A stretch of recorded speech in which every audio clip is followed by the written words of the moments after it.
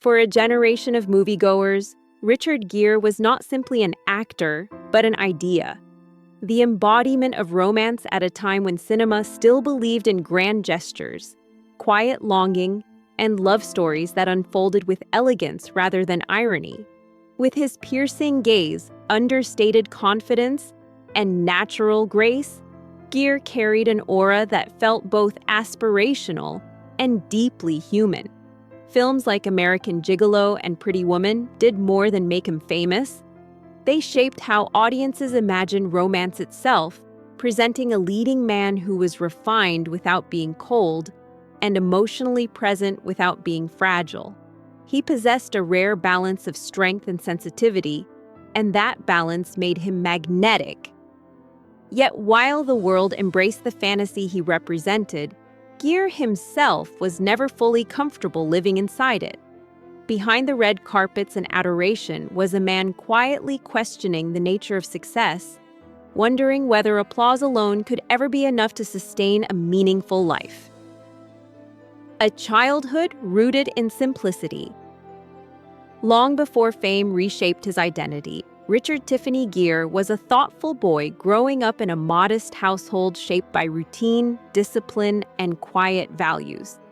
Born on February 7, 1949, in Philadelphia and raised in Syracuse, New York, he was the second of 5 children in a family that prized responsibility over ambition. His father worked in insurance, his mother maintained the household, and together they provided a stable if unglamorous foundation. There were no Hollywood connections, no inherited privilege, and no sense that greatness was inevitable. Instead, Gere grew up surrounded by music, work ethic, and a subtle but persistent curiosity about the world. He was shy by nature, introspective rather than loud, and often drawn inward, qualities that later translated into the stillness and restraint that defined his screen presence. Even as a child, he seemed to be listening more than speaking, observing life rather than rushing through it. Early curiosity and creative awakening. As a teenager, Gere discovered that expression could take many forms, and he explored each with equal seriousness. Athletics offered discipline, particularly gymnastics, where precision and control appealed to his methodical nature. Music became a refuge of a different kind, a way to communicate emotion without explanation. He learned to play piano, trumpet, and guitar, immersing himself in sound as a language of feeling rather than performance. Academically, he gravitated toward philosophy, earning a scholarship to the University of Massachusetts, where he studied questions of meaning, ethics, and existence. Though he eventually left before graduating, those studies left a permanent imprint, shaping how he would later approach fame, success, and personal responsibility. Even then, it was clear that Gere was not driven by ambition alone. He was searching for coherence between who he was and how he lived. Finding purpose on the stage. New York City in the early 1970s was a proving ground for artists willing to struggle, and Gere arrived there with more conviction than certainty. He immersed himself in theater, performing in small productions and absorbing the discipline of live performance, where there is no camera to hide behind and no second takes to soften mistakes. His breakthrough on stage came with Grease in London, where he played Danny Zuko years before the role would become a pop culture phenomenon. Gere's portrayal was raw, grounded, and sincere, less polished than later versions, but emotionally honest. Around this time, he also began exploring Buddhism, meditation, and spiritual study, pursuits that reflected his growing awareness that external success without inner clarity could feel hollow. Acting for him was never just a career. It was a vehicle for understanding human nature, vulnerability, and transformation. A quiet entrance into cinema. Richard Gere's arrival in film was gradual rather than explosive, marked by roles that allowed him to observe rather than dominate the screen. His performance in Days of Heaven in 1978 revealed an actor capable of communicating volumes through silence, using posture, glance, and restraint to convey inner conflict. Director Terrence Malick's poetic style suited Gere's introspective energy, and critics took notice of his ability to feel real in a medium often dominated by exaggeration. There was nothing flashy about the role, yet it hinted at a presence that lingered long after the film ended. Gere was not chasing stardom. He was building something quieter, more enduring, and rooted in authenticity rather than spectacle. Becoming a cultural icon.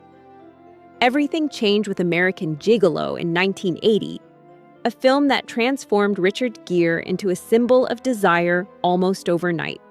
Clad in tailored suits and framed by sleek, modern aesthetics, he became the face of a new kind of masculinity, confident yet introspective, seductive yet emotionally complex.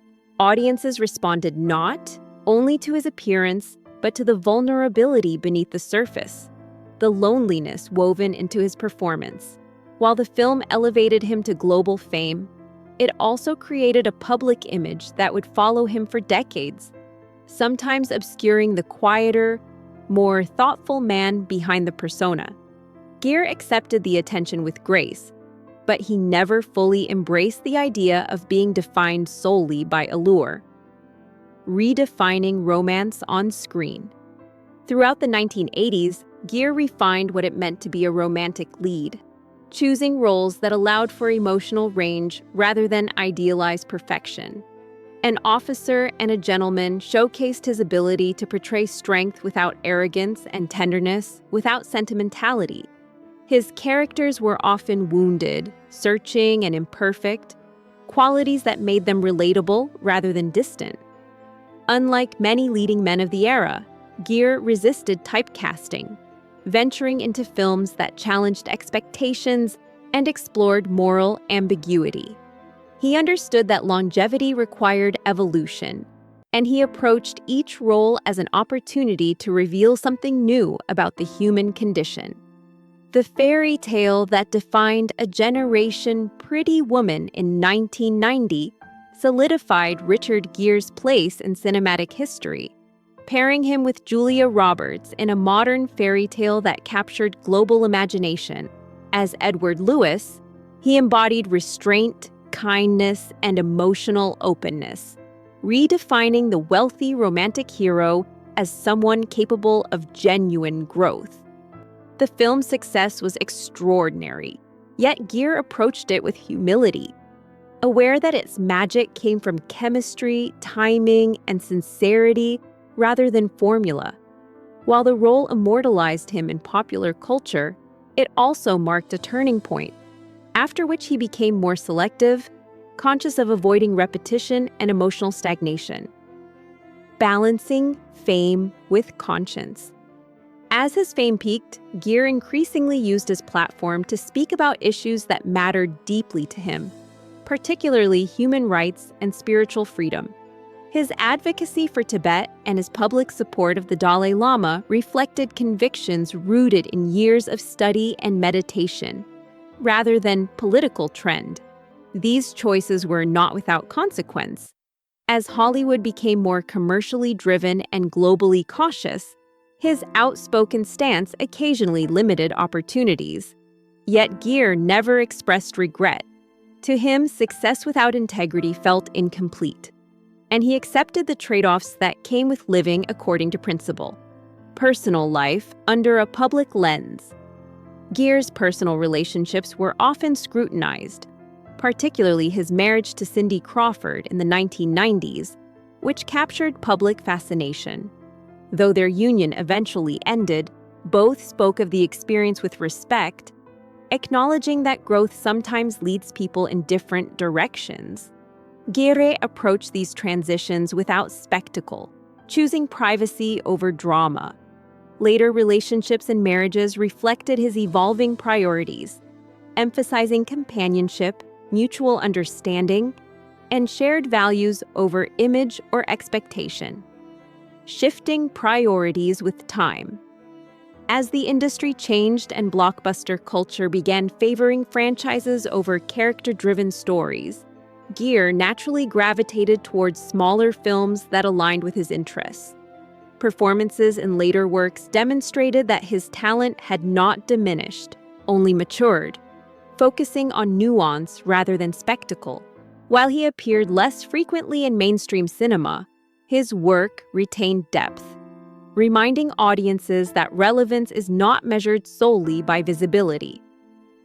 Finding fulfillment beyond applause.